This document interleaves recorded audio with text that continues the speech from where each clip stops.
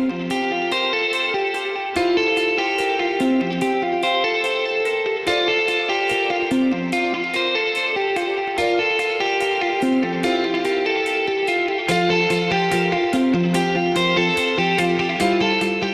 to you from Boise, Idaho, the fastest growing city in the U.S. and recognized as one of the most creative and vibrant cities to live in.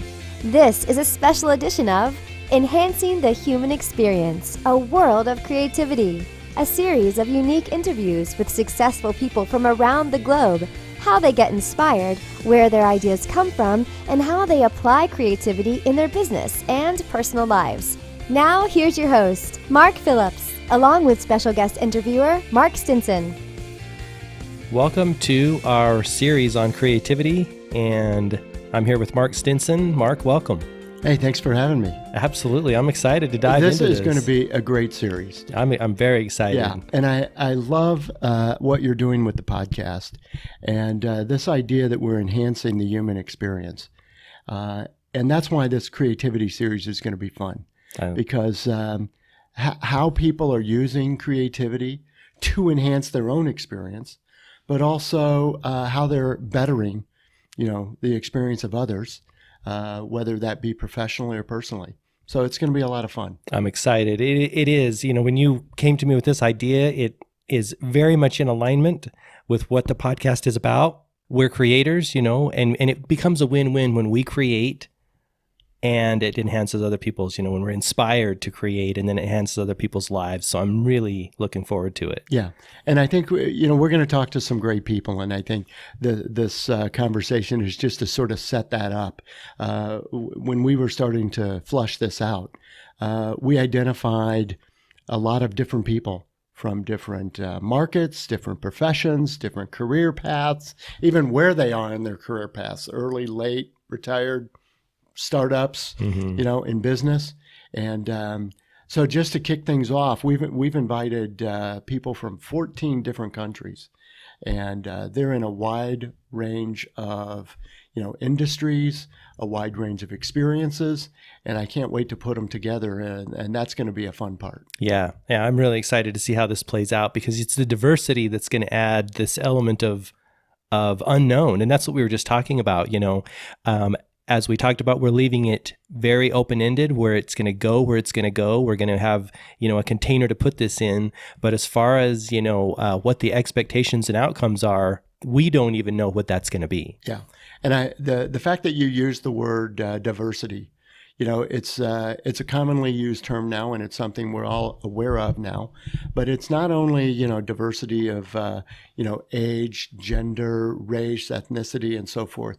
But I think the diversity of thinking and experiences that we're going to have on this series is going to be terrific. Mm-hmm. The fact that we have people who have different tool sets and different things that they use, I think a different approach to the way they think and the way they create, a different way that they even seek creative inspiration outside their profession.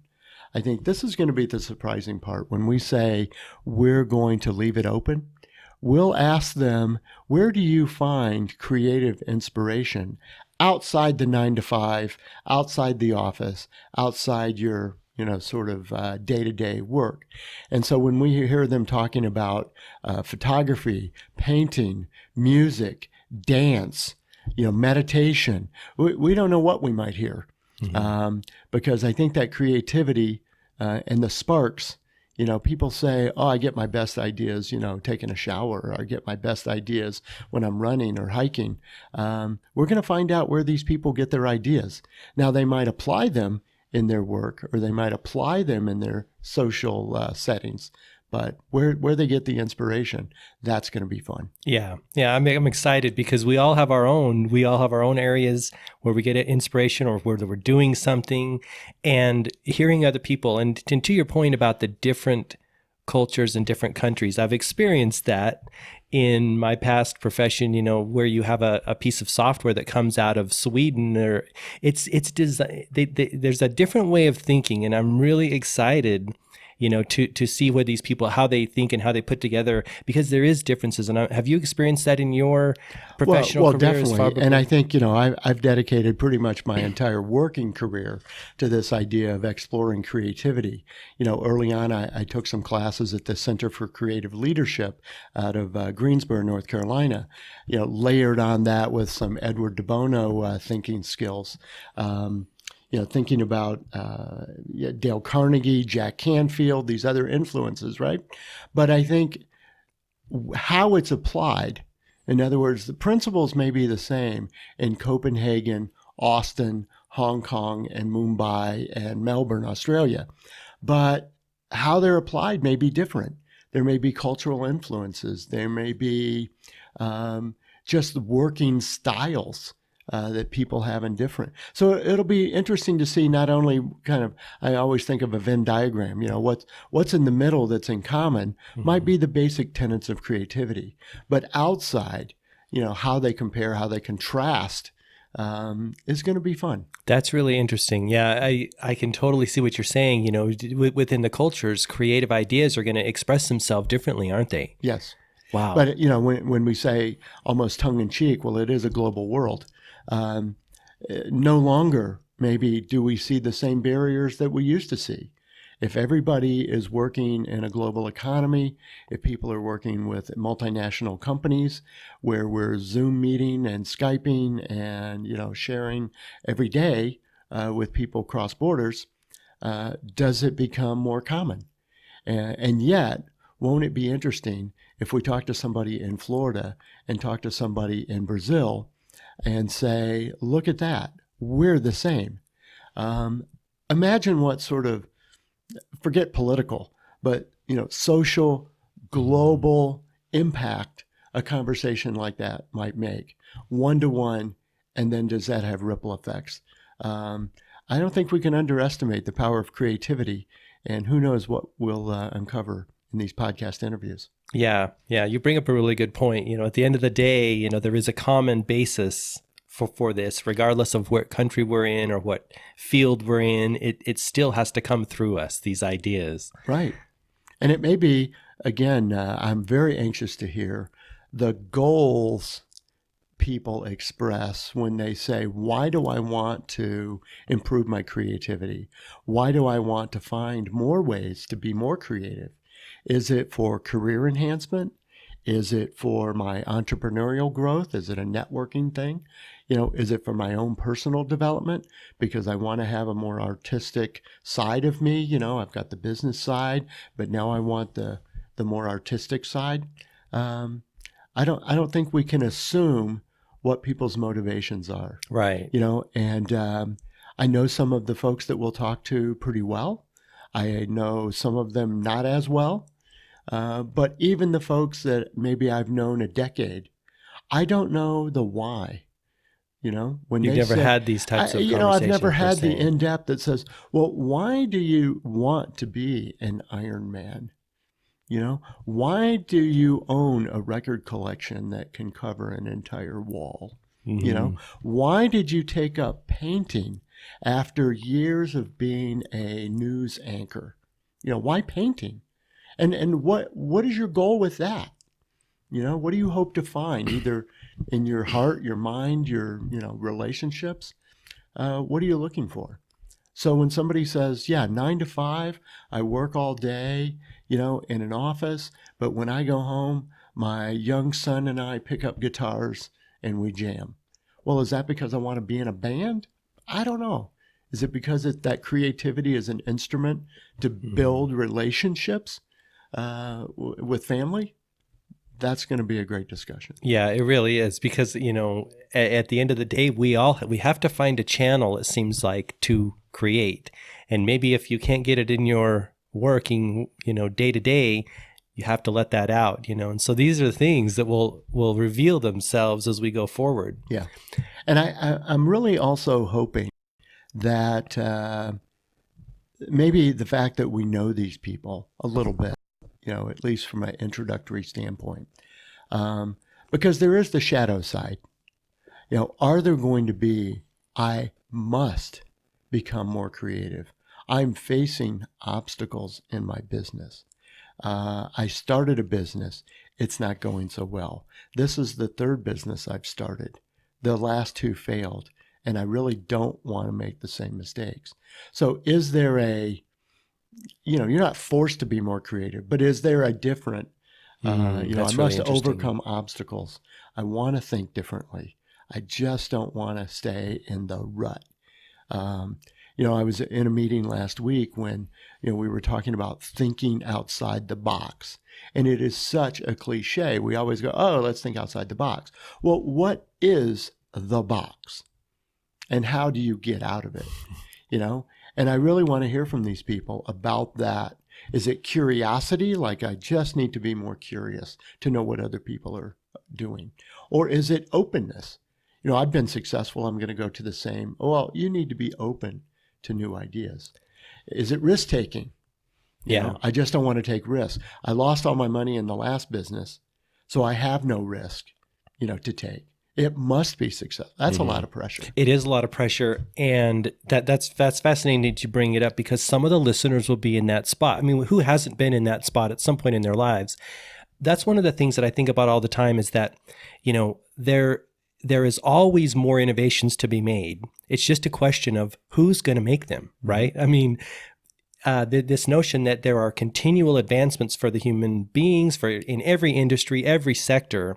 It's just a question of what channel is it going to come through, and that's what I think is so fascinating, because creativity, all life is getting better and improving and solving problems in any industry, any business. And we've talked a little bit about the Ubers of the world and Bill Gates and his new sanitary porta potties, like for the third world countries.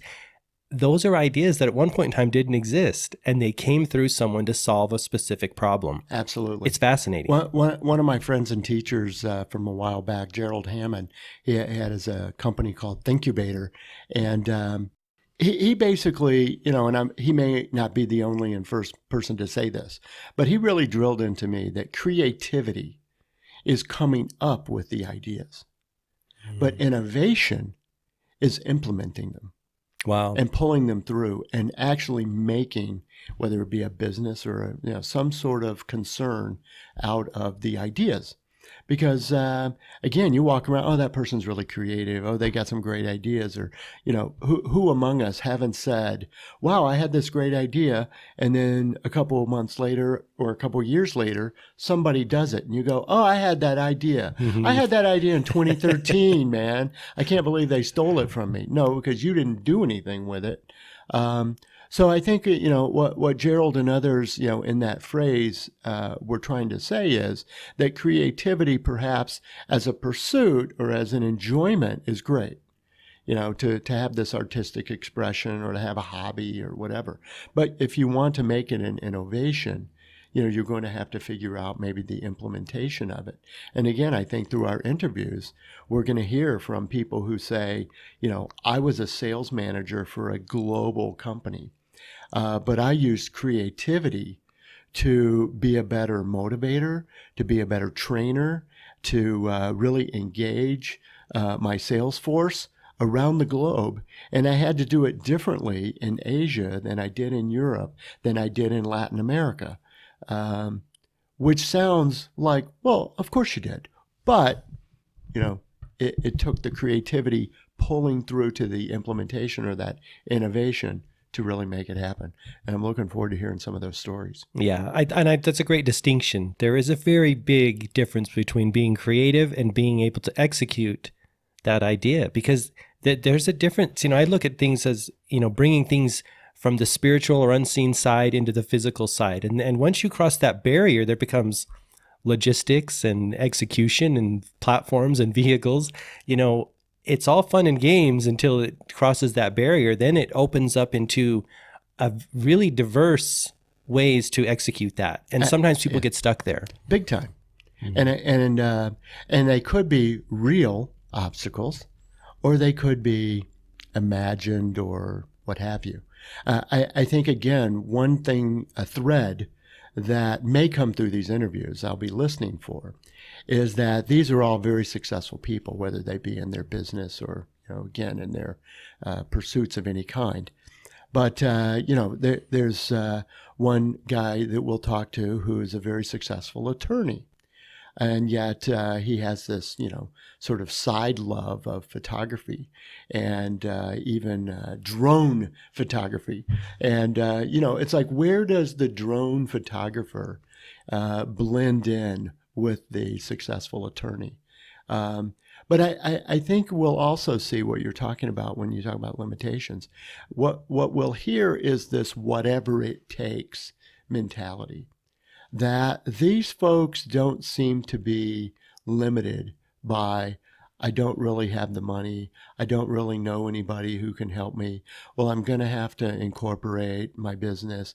Well, I need seed money, or, I'll have to put a lot on credit card. I mean, there's a whatever it takes mentality.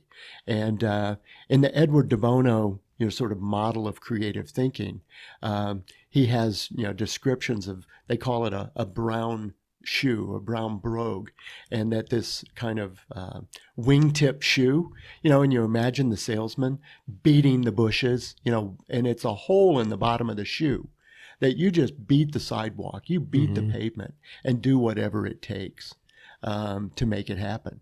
And I think, again, the mentality that you'll hear from the people we talk to is like, I may see a brick wall, but I'm going to figure out a way to go over it, around it, under it, through it. I'll catapult, whatever it takes. Right. And we'll hear some of the creative, because that's, again, a creativity thing, right? It is, right? And it's perseverance and determination. And it's sometimes we're going to hit, like you said, I love the imaginary wall or the physical wall, right? Ultimately, it doesn't matter if it's potentially stopping you. It doesn't matter whether it's real or imagined. It's a thing. Yes. And the whatever it takes attitude is, I hope that comes through. And like I said, I'm eager to see what they say about that. Yeah. And I think most of all, I think we're going to hear a personal side of these stories that, beyond the resume, beyond the LinkedIn profile, beyond the letters at the back of their names, we're going to talk to at least one or two PhDs. We're going to talk to people who have degrees and professions and things like that. But I think the personal connection that's going to be made, when we put these people on the phone together and go, I had no idea you did this.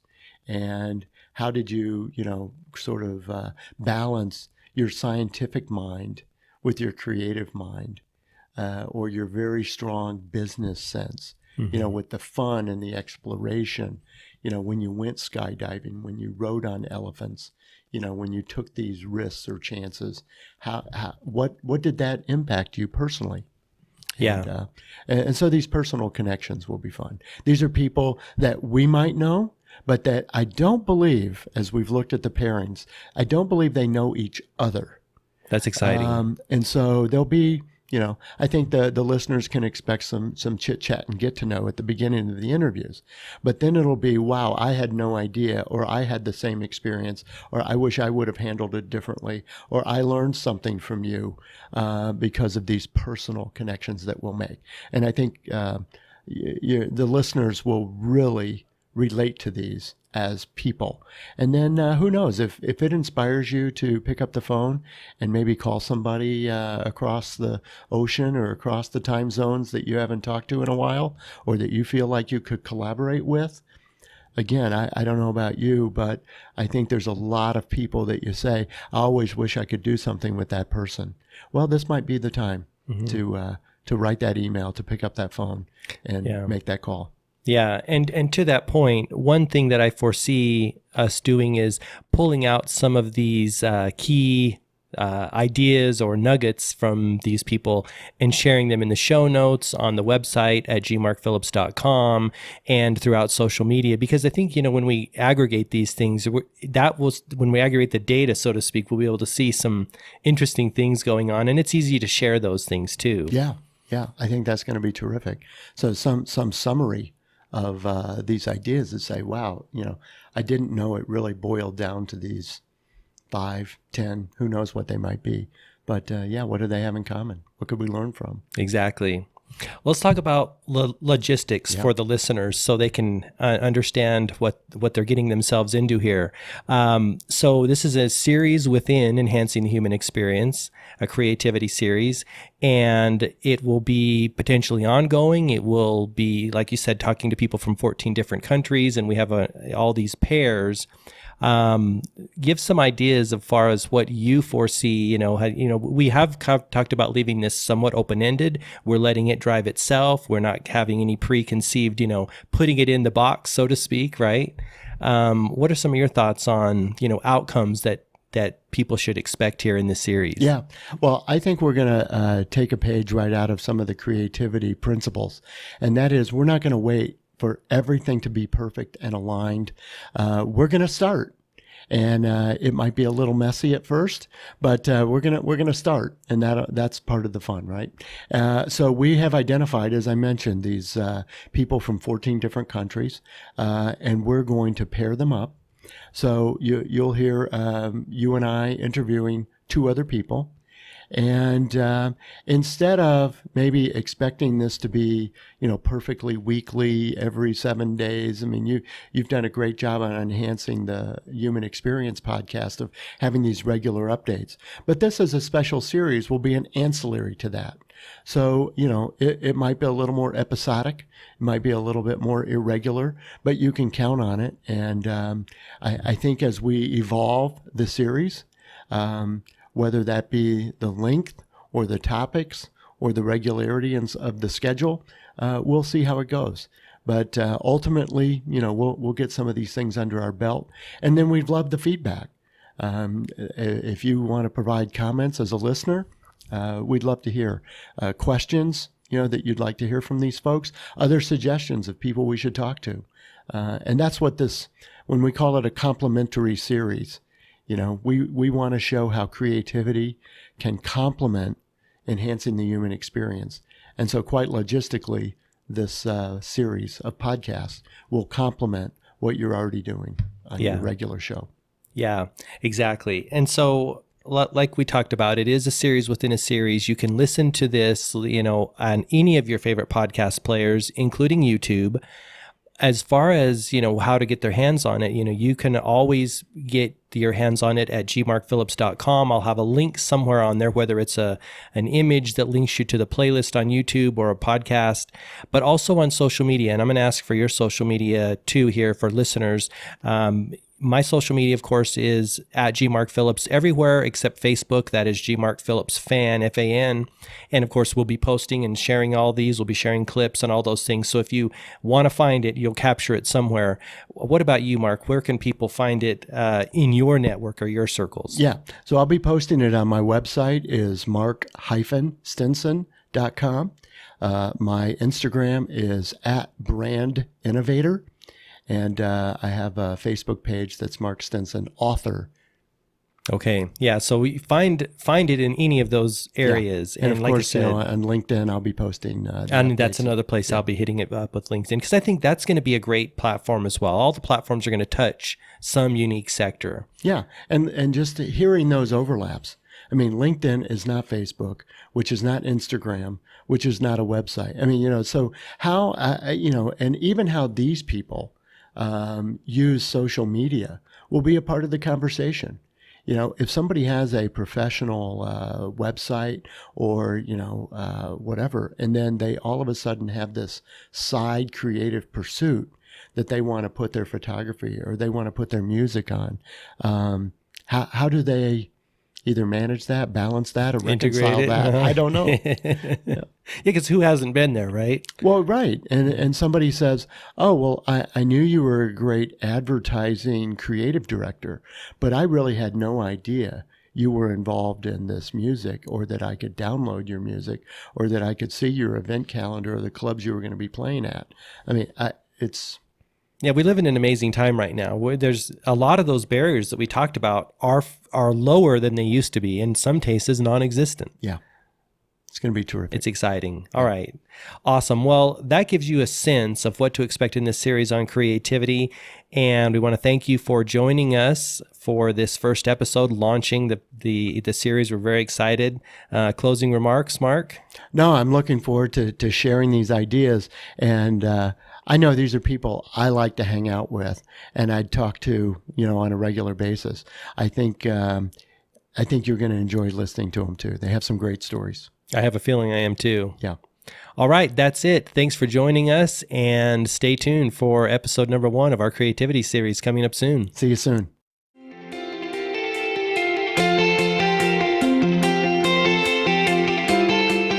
Thanks for listening to this special edition of Enhancing the Human Experience, a World of Creativity with Mark Phillips. If you liked this episode and want to know more, check out gmarkphillips.com. And please leave us a review on YouTube, iTunes, or wherever you get your podcasts. See you next time.